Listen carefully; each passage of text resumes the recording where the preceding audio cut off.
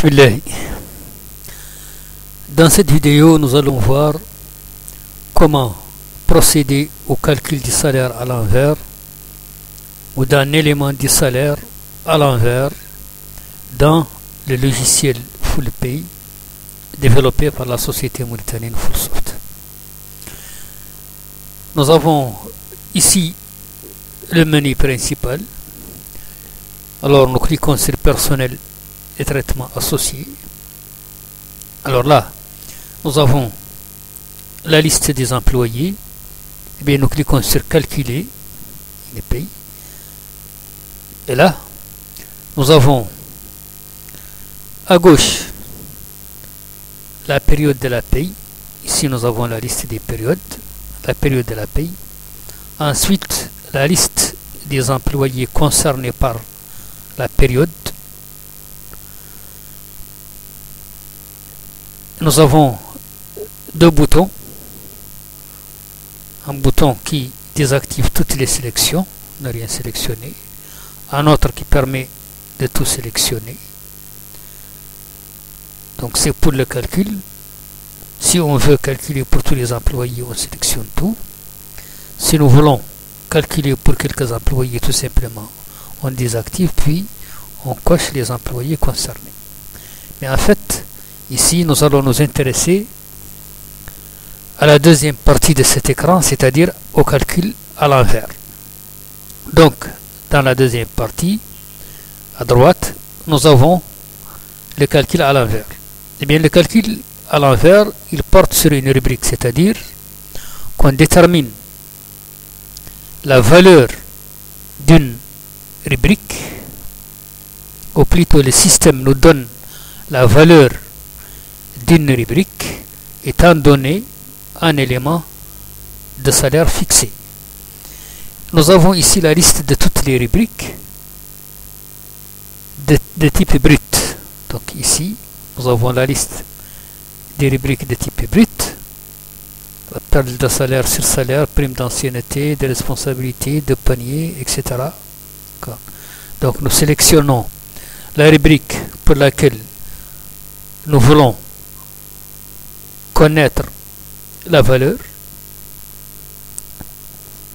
Par exemple, nous allons prendre le sur-salaire. Ensuite, la valeur fixée, c'est-à-dire le sur-salaire pour quel élément du salaire. Et bien ici, nous avons les constantes de type cumul. Les constantes associées aux rubriques. Les constantes dans lesquelles versent les rubriques ou sont déduites. Donc, nous avons la possibilité de fixer la valeur pour n'importe laquelle de ces constantes. N'importe laquelle. Par exemple, le salaire net. Donc, nous voulons déterminer le montant du sur-salaire pour un salaire net dont la valeur, donc ici valeur attendue, est de 50 000 par exemple. Donc, on demande au système de nous calculer le sur-salaire, de nous déterminer le sur-salaire pour un salaire net de 50 000 pour l'employé. Et là, nous cliquons sur déclencher le calcul à l'envers. Et bien là, le système donc va commencer à faire ces calculs pour trouver la valeur correspondante, valeur atteinte, il nous dit. Donc, valeur atteinte pour le sur-salaire, c'est 55 880. Donc, pour un salaire net de 50 000, eh bien, le sur-salaire va être égal à 55 880. Et nous avons ici les tableaux correspondant au bulletin de l'employé. Donc, ici, nous avons les rubriques correspondantes. Nous avons la rubrique calculée sur salaire, ici, donc colorée de cette manière. Ensuite, nous avons ici le brut, le total brut. Nous avons les cotisations, donc total des cotisations. Nous avons ici la retenue fiscale, l'impôt, l'ITS. Nous avons là le salaire net. Nous avons ici un acompte. Et là, nous avons le net à percevoir ou le net à payer. Donc pour un salaire net de 50 000, eh bien le sursalaire, le système remonte pour trouver un sursalaire de 55 880. Donc au niveau des mouvements de l'employé, on doit renseigner le montant de 55 880 pour le sursalaire. En fait, la renseigner, c'est pas la peine parce qu'il est déjà déterminé par le système. Il suffit de cliquer sur enregistrer pour que ce montant soit affecté automatiquement au sursalaire. Eh bien, donc on va annuler ici. Eh bien, le calcul à l'envers peut se faire donc pour n'importe quelle constante cumul. Donc ici le salaire net, donc nous avions sélectionné le salaire net. Par exemple, nous pouvons demander quel est le montant du sursalaire pour un net à payer égal à quoi? Égal par exemple à 60 000. Net à payer, donc on clique et là le système fait ses calculs pour trouver la valeur correspondante. Eh bien il nous dit que pour un net à payer de 60 000, eh bien le sursalaire est de 80 185. Et bien sûr, par la même occasion, tous les bulletins est calculé. Nous avons donc les bruts, nous avons les cotisations, nous avons les retenues fiscales, etc.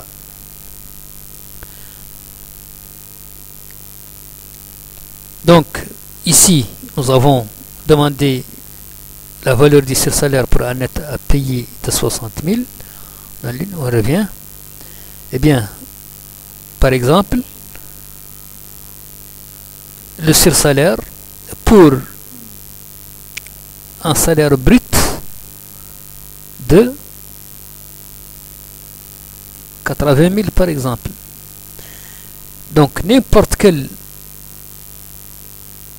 constante cumul associée à la rubrique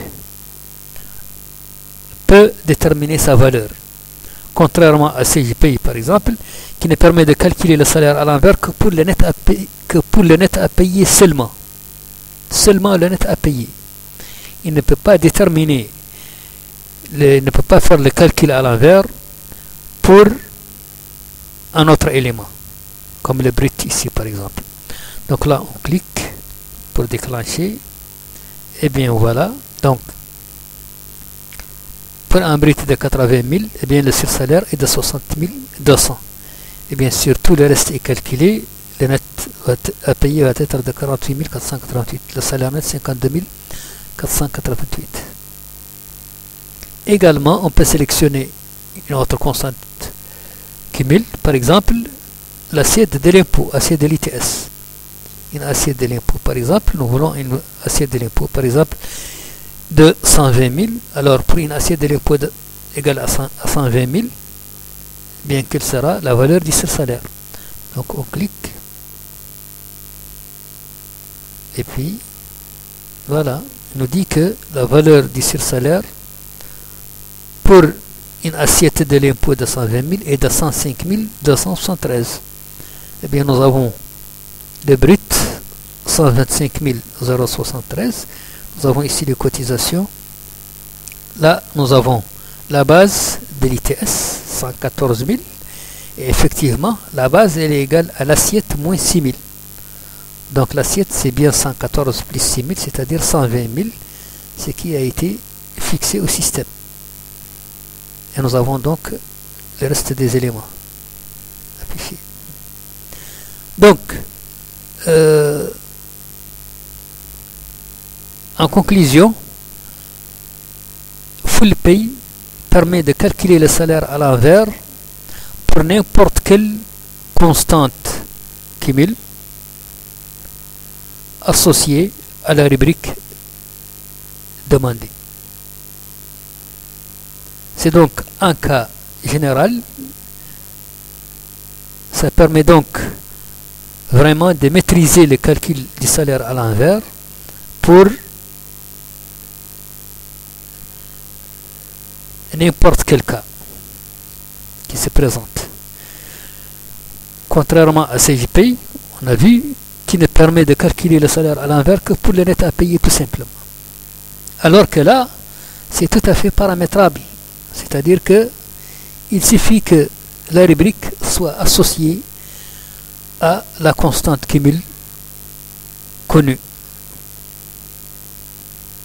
Tout simplement, on indique la constante cumul associée à la rubrique, on détermine, on donne la valeur de cette assiette et le système se charge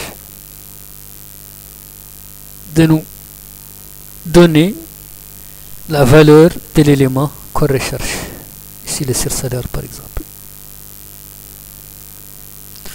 Donc nous voyons donc que le calcul du salaire à l'envers dans le système full pay est tout à fait paramétrable et offre de nombreuses possibilités, contrairement à son homologue CJPay qui ne permet de faire le calcul à l'envers que pour le net à payer tout simplement. Donc voilà le thème donc de cette vidéo, porte donc sur le calcul à l'envers dans le système de PRH Full Pay. À la prochaine vidéo, je vous dis au revoir et merci.